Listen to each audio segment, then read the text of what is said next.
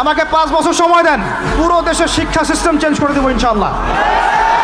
Play group থেকে play group থেকে নিয়ে মাস্টার্স পর্যন্ত এমন শিক্ষানীতি প্রণয়ন করা সম্ভব যে আমাদের বাচ্চারা একদম প্লে থেকে মাস্টার্স পর্যন্ত বাংলা, ইংরেজি, অঙ্ক এবং জেনারেল সাবজেক্টগুলোর সাথে কোরআন হাদিসের একটা অপূর্ব সমন্বয়ে পড়াশোনা করবে ইনশাআল্লাহ। একা করে দিতে পারবো ইনশাআল্লাহ তাআলা।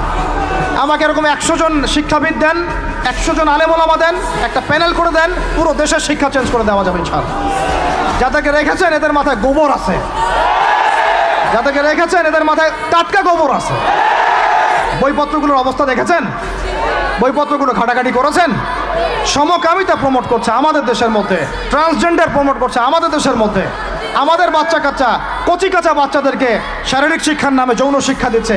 এগুলো আমাদের মুসলমানদের শিক্ষা? এটা চলতে থাকলে দেখবেন অচিরেই কোনো মানুষ বাচ্চাদেরকে স্কুলে পাঠাবে না, এটা অরুচি ধরে যাবে। তখন কি হবে? কোটি কোটি স্কুল, কলেজ, বিশ্ববিদ্যালয়ে খা খা করে পড়ে থাকবে, কেউ পাঠাবে না ওখানে। তখন মাদ্রাসা থেকে মানুষ ঝুঁকবে আরো বেশি। আমি তো দাবি জানাই উপরের লেভেল থেকে এমন একটা শিক্ষা ব্যবস্থা প্রণয়ন করা হোক যাতে আমার মাদ্রাসা গড়ার প্রয়োজনই না হয়। ওই সিস্টেম রাষ্ট্রীয়ভাবেই পড়ানো হবে ইনশাআল্লাহ।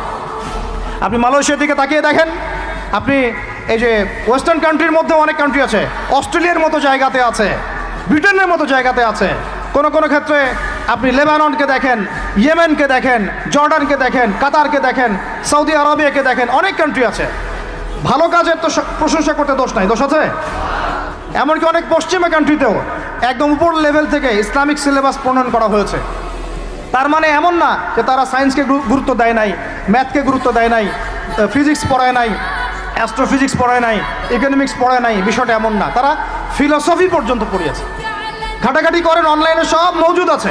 এমন শিক্ষানীতি প্রণয়ন করা সম্ভব একদম প্লে থেকে নিয়ে মাস্টার্স পর্যন্ত। আমার ছেলে ইমামতিও করবে, এদিকে বিমানও উড়াবে ইনশাআল্লাহ। আমার মেয়ে ডাক্তারও হবে, এদিকে দেখবেন হাফেজাও হবে ইনশাআল্লাহ। একজন মুফতি সাহেব, তিনি ফতোয়াও দিবেন, একই সাথে বিশ্ব অর্থনীতি সম্পর্কেও জানবেন ইনশাআল্লাহ।